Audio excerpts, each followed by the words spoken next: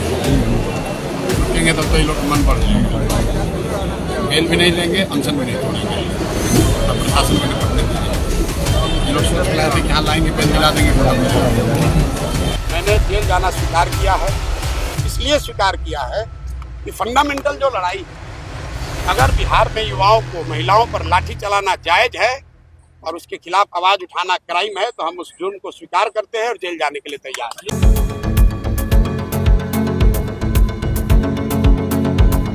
प्रशांत किशोर चाहते क्या हैं? प्रशांत किशोर बिहार में अपनी सरकार चाहते हैं, लेकिन जेल प्रशासन क्या उनको आमरण अनशन करने देगी? ये भी एक सवाल है। जबरदस्ती मुंह में ठूस के तो नहीं खिलाइएगा। पुलिसिया रवैया रही है 3:45 से लेकर के और दिन के दोपहर 1-2 बजे तक जो प्रशांत किशोर के साथ पुलिसिया व्यवस्था रही है, रवैया रही है, उसको आप किस नजरिए से देखते हैं? अब चूंकि हाई कोर्ट भी अगर इनको बेल देगा तो जो कोर्ट की जो कानून की जो कार्रवाई है, उस कानूनी कार्रवाई में उनको वो सारी शर्तों को मानना पड़ेगा जिसको उन्होंने नहीं माना है।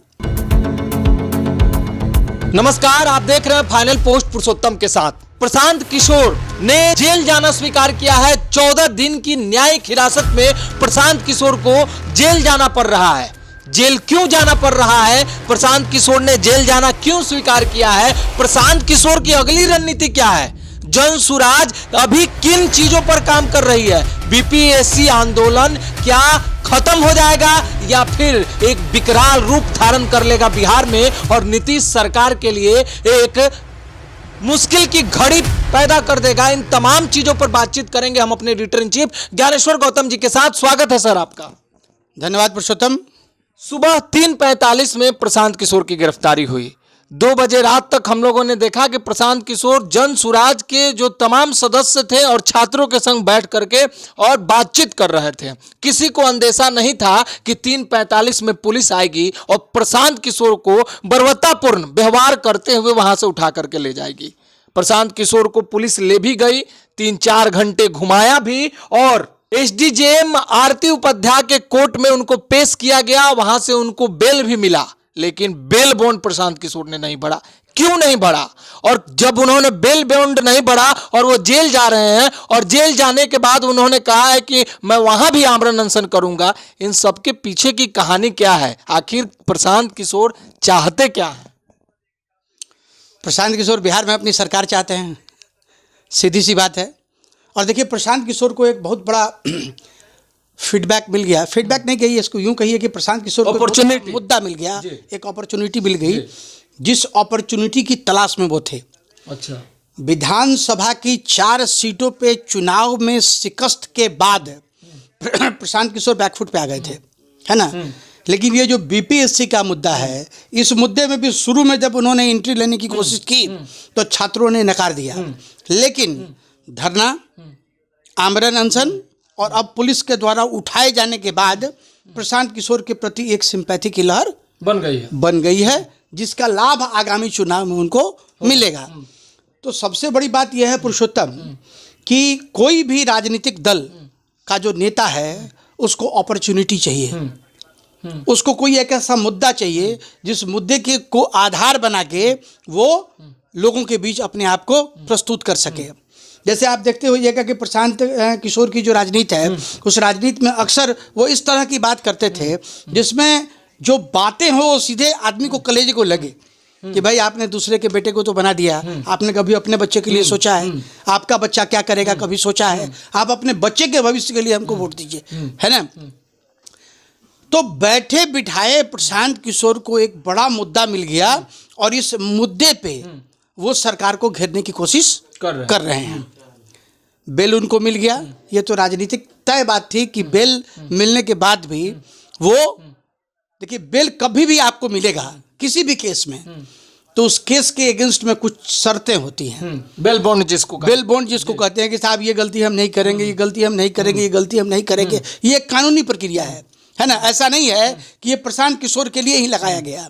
सरकार ने उनको पकड़ा तो पकड़ने के पीछे यही था कि सरकार के खिलाफ काम कर रहे हैं, है ना। एंटी स्टेट की जो पॉलिटिक्स है उसके अगेंस्ट में काम कर रहे हैं, एंटी गवर्नमेंट काम कर रहे हैं। तो इन्हीं धाराओं के तहत उनको पकड़ा गया और पकड़ने के बाद सीजेएम ने उनको तत्काल बेल दे दिया कुछ शर्तों के साथ उन्होंने शर्तों को मानने से इनकार कर दिया क्योंकि ये उनकी मतलब पहले से रणनीति थी। पहले से रणनीति। आप एक बात समझिए, क्या है ना, आपको पता है पुरुषोत्तम, प्रशांत किशोर एक बड़े रणनीतिकार हैं। जो आदमी विभिन्न राज्यों में अपनी राजनीतिक दूरदर्शिता को परिलक्षित करते हुए सरकार बनवा देता है ना, उसके पास उसके अपनी पार्टी के लिए स्कीम नहीं है, ऐसा थोड़ी है। ये तो बात है। तो प्रशांत जी की ये सोची समझी रणनीति है कि हमको अगर पुलिस गिरफ्तार करती है तो पुलिस गिरफ्तार करेगी, गिरफ्तार करने के बाद हमको कोर्ट में ले जाएगी, कोर्ट में हमको इन मुद्दों पे हमको कहेगा, फिर हमारी आगे की रणनीति क्या होगी। प्रशांत किशोर अभी आमरण अनशन का जो मुद्दा है उसी मुद्दे को आधार बना के वो जेल में भी आमरण अनशन करेंगे, है ना। नहीं, ये तो प्रशांत किशोर कह रहे हैं, लेकिन जेल प्रशासन क्या उनको आमरण अनशन करने देगी, ये भी एक सवाल है। जबरदस्ती मुंह में ठूस के तो नहीं खिलाइएगा। हाँ, एक बात जरूर है कि अगर वो मूर्छित हो जाते हैं, है ना, तो वैसी स्थिति में उनको वो जो पानी वगैरह सलाइन चढ़ा जाता है, सलाइन वगैरह चढ़ा के बॉडी में जो ग्लूकोज है उनको जिंदा रखने की कोशिश की जाएगी।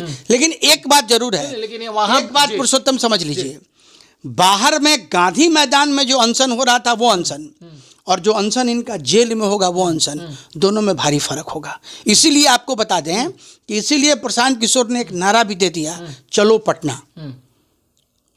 ये जो चलो पटना का नारा है वो नारा सिर्फ इसलिए है कि वहाँ हम विजिबल तो होंगे नहीं, वहाँ हम दिखेंगे तो नहीं, वहाँ से हमारी तस्वीरें जारी नहीं होंगी।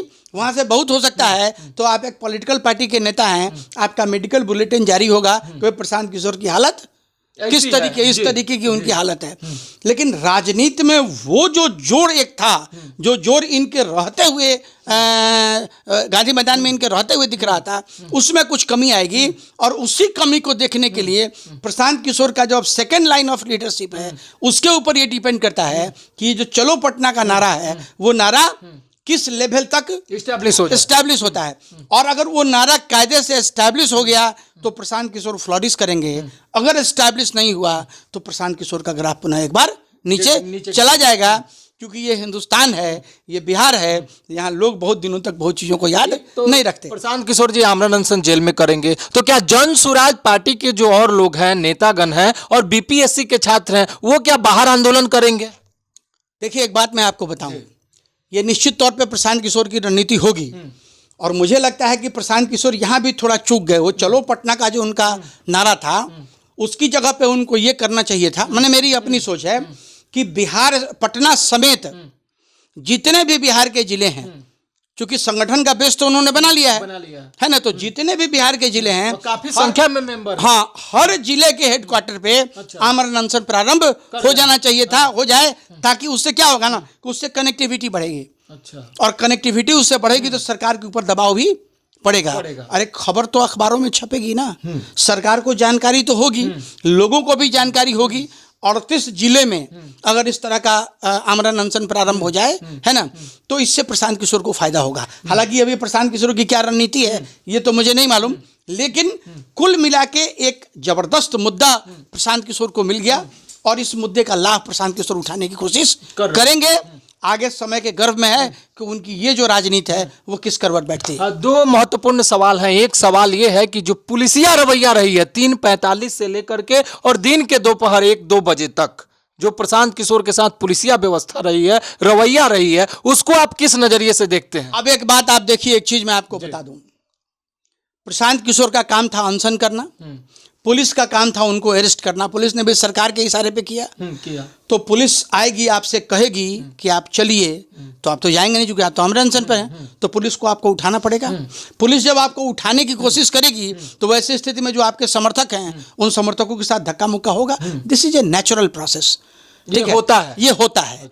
आप बाबा रामदेव की स्थिति को देख लीजिए, देखें बाबा रामदेव की स्थिति को देख, तलवार कुर्ती सलवार कुर्ती पहन के उनको भागना पड़ा, है ना। उपेंद्र कुशवाहा का चश्मा फूट अच्छा, गया। उपेंद्र कुशवाहा का चाहिए। तो इस तरह की स्थितियां पैदा होती हैं और राजनीति करने वाले जो लोग हैं वो इस सब चीज़ के लिए सीजनड होते हैं। अच्छा। हाँ, तो ये जो रवैया, ये देखिए क्या है ना, ये सिंपैथी पाने का एक तरीका है, ये सहानुभूति पाने का एक तरीका है कि मैं तुम्हारे लिए लड़ रहा था, पुलिस ने हमको उठा लिया, हमारे साथ बर्बरतापूर्ण कार्रवाई किया, है ना। तो ये एक सहानुभूति पाने का मैंने एक अति समझिए, मैंने आप ये समझिए कि तरीका, सहानुभूति हमको मिले, इसका एक तरीका है। अच्छा, दूसरा महत्वपूर्ण सवाल यह है कि 14 दिन की न्यायिक हिरासत में भेजा गया है। उससे पहले अगर पटना हाई कोर्ट से प्रशांत किशोर को बेल मिल जाता है तो क्या प्रशांत किशोर फिर गांधी मैदान में आकर के बैठेंगे? देखिए, प्रशांत किशोर को यदि बेल मिल जाता है, अब है क्या, डिपेंड करता है कि प्रशांत किशोर बेल लेते हैं या नहीं लेते हैं। क्योंकि हाई कोर्ट भी अगर इनको बेल देगा तो जो कोर्ट की जो कानून की जो कार्रवाई है, उस कानूनी कार्रवाई में उनको वो सारी शर्तों को मानना पड़ेगा जिसको उन्होंने नहीं माना है। अच्छा, वहां भी यही शर्तें हाँ, बिल्कुल, हाईकोर्ट में बेल देगा तो बेल में शर्तें वही होंगी। अच्छा, है ना। ये आप ये समझिए, ये कानूनी प्रक्रिया है, ये हमारे यहाँ का सिस्टम है ना। अब ये डिपेंड करता है कि हाईकोर्ट से बेल लेने के बाद अगर वो शर्तें हाईकोर्ट भी इम्प्लीमेंट करती है तो क्या ये बेल लेंगे। तो आपको बता दें कि प्रशांत किशोर के लिए बहुत कठिन परीक्षा का दौर प्रारंभ हो चुका है ना। एक बार उन्होंने एक एक्सपेरिमेंट किया विधानसभा चुनाव में, फेल कर गए। दोबारा एक एक्सपेरिमेंट किया एमएलसी के चुनाव में, थोड़ी प्रगति हुई लेकिन फेल कर गए, है ना। अब ये तीसरी परीक्षा उनकी है। इस परीक्षा में पास करेंगे तो राजनीति का ग्राफ थोड़ा ऊपर बढ़ेगा, इस परीक्षा में फेल करेंगे तो प्रशांत किशोर के दल का भी मैंने लगभग उनका ग्राफ और डाउनफॉल उनका हो जाएगा। ये तमाम चीजें हैं। प्रशांत किशोर की राजनीतिक जो कैरियर है वो आगे बढ़ रहा है। बीपीएससी छात्रों का क्या होगा? री एग्जाम होगा? देखिए, बीपीएससी छात्रों के लिए मुझे नहीं लगता है कि कोई री एग्जामिनेशन होगा, एकदम तय मान लीजिए। ये हो सकता है कि जिस केंद्र पे गड़बड़ी हुई थी उस केंद्र पे तो हो गया एग्जाम, वो एग्जामिनेशन हो गया, तो वो एग्जामिनेशन हो गया। अब आगे जो है, आगे कोई परीक्षा होगी ऐसा मुझे नहीं लगता है, क्योंकि नीतीश कुमार भी बहुत जिद्दी आदमी हैं। और दूसरी बात है कि पूरे परीक्षा को कैंसिल करना और कैंसिल करके दोबारा परीक्षा लेना, ये कुछ उचित प्रतीत भी नहीं होता है। क्योंकि कई छात्रों से हमारी बातचीत हुई, है ना, तो लोगों ने कहा कि साहब इसका तो राजनीतिकरण हो गया है, इसका तो इसमें तो राजनीति कर रहे हैं लोग, पॉलिटिकल पार्टी वाले लोग आ गए, उन्होंने हम लोगों की जो आंदोलन है इस आंदोलन को खत्म कर दिया जाएगा पुलिस प्रशासन एडमिनिस्ट्रेशन के द्वारा बलपूर्वक? देखिए, एक बात बता रहे हैं कि ये जो आंदोलन है, ये आंदोलन का ग्राफ भी धीरे धीरे नीचे की ओर जा रहा है। क्योंकि प्रशांत किशोर ने अकेले इस मुद्दे को उठाया, है ना, बाकी जितने राजनीतिक दल हैं, क्योंकि सत्ता सबको चाहिए, है ना, तो अब इस आंदोलन को सरप्रेस करने के लिए सारे लोग अपनी अपनी ताकत, और सब प्रशांत किशोर के अगेंस्ट कर रहे हैं। हाँ, और सारे लोग प्रशांत किशोर के अगेंस्ट कर रहे हैं। तो सरकार प्रशांत किशोर के सामने झुकेगी ऐसा हमको नहीं लगता है। लेकिन देखिए चीजें आने वाले समय। बहुत बहुत धन्यवाद सर आपका। तो आपने देखा कि प्रशांत किशोर तो जेल जा रहे हैं, लेकिन सरकार प्रशांत किशोर के आगे झुकेगी या नहीं झुकेगी, ये समय के गर्भ में है। अब जो हालात हैं उससे तो ये प्रतीत नहीं होता है कि सरकार प्रशांत किशोर के आगे, बीपीएससी छात्रों के आगे झुक जाएगी। आगे क्या कुछ होगा, हमारी पैनी नजर बनी रहेगी। देखते रहिए फाइनल पोस्ट। बहुत बहुत धन्यवाद।